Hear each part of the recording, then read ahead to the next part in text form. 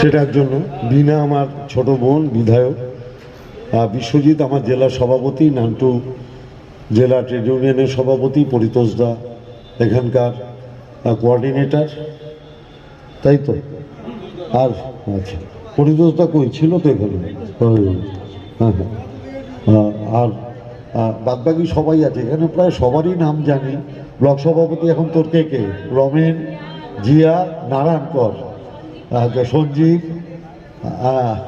বৌদি আছে, নব আছে, আচ্ছা সবাই আছে। মানে এখানে সবাইকেই মোটামুটি দীর্ঘদিন ধরেই চিনি এবং আপনারা আছে। আমি দুটো কথা বলার জন্য এসেছি।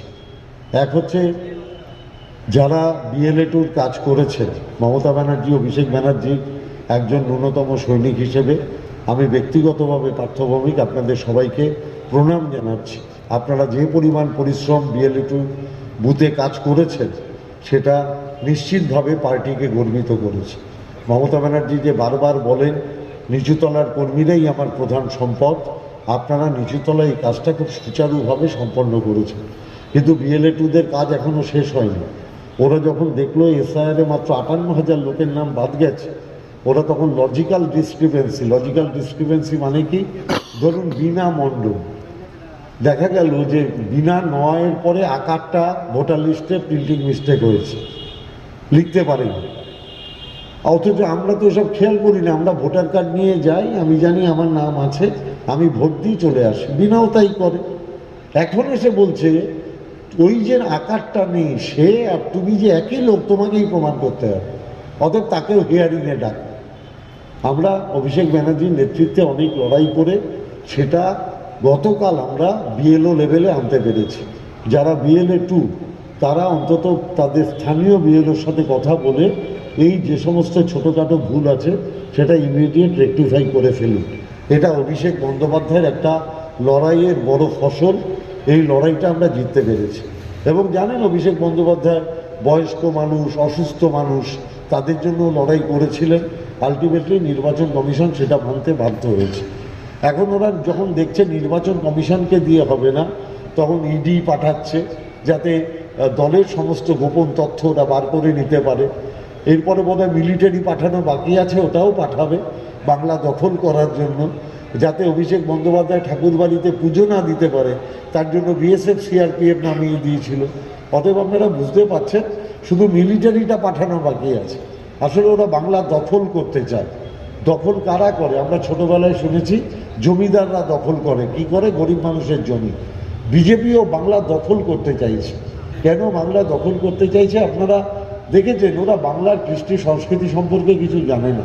রবীন্দ্রনাথ ঠাকুরকে বলে রবীন্দ্রনাথ সান্যাল, বঙ্কিমচন্দ্র চট্টোপাধ্যায়কে প্রধানমন্ত্রী নিজে বলেন বঙ্কিমদা, যেন এক চায়ের দোকানে বসে চা খেত বঙ্কিমচন্দ্র চট্টোপাধ্যায়। বিদ্যাসাগরের মূর্তি ভেঙে দেয়। রাজা রামমোহন রায়কে বলে ইংরেজের দালাল। যারা বাংলার কৃষ্টি সংস্কৃতিকে অপমান করে তারা বাংলার মানুষের মন বুঝবে কী করে? বহিরাগত কিছু শক্তি তারা বাংলাটাকে দখল করতে চাইছে। আপনি ভাবতে পারেন, ব্রিগেড প্যারেড গ্রাউন্ডে গীতা পাঠ হচ্ছে, তার বাইরে কোন একটা ছেলে চিকেন প্যাটিস বিক্রি করছিল বলে তাকে সবাই মিলে মারধর করলো। তার মানে ওরা যদি কোনোদিন ক্ষমতায় আসে, আপনি মাছ, মাংস, ডিম মানে আমিষ আর খেতে পারবেন না। ওরা যেহেতু নিরামিষ খায়, ওরা ওইটাই আপনাদের খেতে বাধ্য করবে। মানে আপনি কি খাবেন, আপনি কি পরবেন, সব ওরা ঠিক করে দেবে। এই হচ্ছে সার্বিক পরিবেশ পরিস্থিতি। এই অবস্থার মধ্যে দাঁড়িয়ে অভিষেক বন্দ্যোপাধ্যায় 19 তারিখ বারাসাত কাছারি ময়দানে সভা করতে আসছে। আমি আপনাদের সবাইকে কেন যেতে বলছি, কেন আমরা সারা জেলা জুড়ে ঘুরে বেড়াচ্ছি, তার কারণ হচ্ছে এই সভাটার একটা আলাদা গুরুত্ব আছে। এই গুরুত্ব এই কারণে, যেহেতু এটা নির্বাচনের বছর। এই যে বিজেপি এনআরইজিএসের টাকা দিচ্ছে না, বাড়ির টাকা দিচ্ছে না, গরিব মানুষদের উপর অত্যাচার করছে, আমাদের প্রায় 2,00,000 কোটি টাকা রাজ্যের পাওনা দিচ্ছে না, এই যে বঞ্চনা, এই যে অত্যাচার, এই যে জমিদারি মনোভাব, তার বিরুদ্ধে আমাদের একত্রিত হয়ে প্রতিবাদ করতে হবে, যাতে আমাদের প্রতিবাদটা বাংলা ছাড়িয়েও দিল্লিতে পৌঁছে যায়। দেখুন, আমরা এরকম বসে আছি, আমাদের কোনো তাপ উত্তাপ নেই, কিন্তু এখন যদি ভূমিকম্প হতো আমরা সবাই পালাতাম মঞ্চ ছেড়ে, যে আগে বাঁচতে হবে। তার মানে যখন কোনো বিপদ আসে তখনই কোনো মানুষ টের পায় যখন কোনো প্রতিবাদ জোরালো হয় তখনই মানুষ নড়ে চড়ে বসে।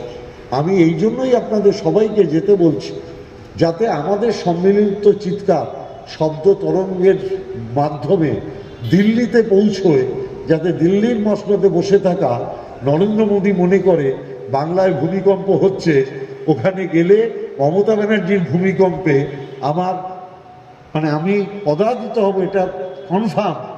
এবং আমি আপনাদের দায়িত্ব নিয়ে বলছি, আপনারা নিশ্চিত থাকুন আগামী বিধানসভা নির্বাচনে মমতা ব্যানার্জি চতুর্থবারের জন্য মুখ্যমন্ত্রী, যাতে আমাদের সম্মিলিত চিৎকার শব্দ তরঙ্গের মাধ্যমে দিল্লিতে পৌঁছয়, যাতে দিল্লির মসনদে বসে থাকা নরেন্দ্র মোদী মনে করে বাংলায় ভূমিকম্প হচ্ছে, ওখানে গেলে মমতা ব্যানার্জির ভূমিকম্পে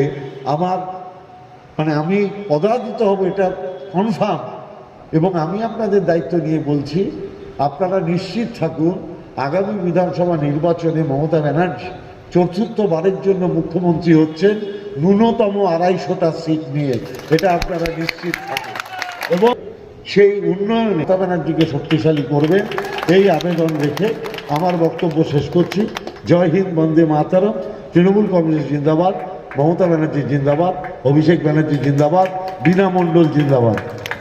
হ্যালো, অসংখ্য ধন্যবাদ, অসংখ্য ধন্যবাদ মাননীয় সাংসদ, আমাদের ব্যারাকপুর সাংগঠনিক জেলার সভাপতি এবং আমাদের সবার অত্যন্ত কাছের, আমাদের কাছের মানুষ এবং মমতা বন্দ্যোপাধ্যায়, অভিষেক বন্দ্যোপাধ্যায়ের স্নেহভাজন মাননীয় শ্রী পার্থ ভৌমিক মহাশয়কে অসংখ্য ধন্যবাদ।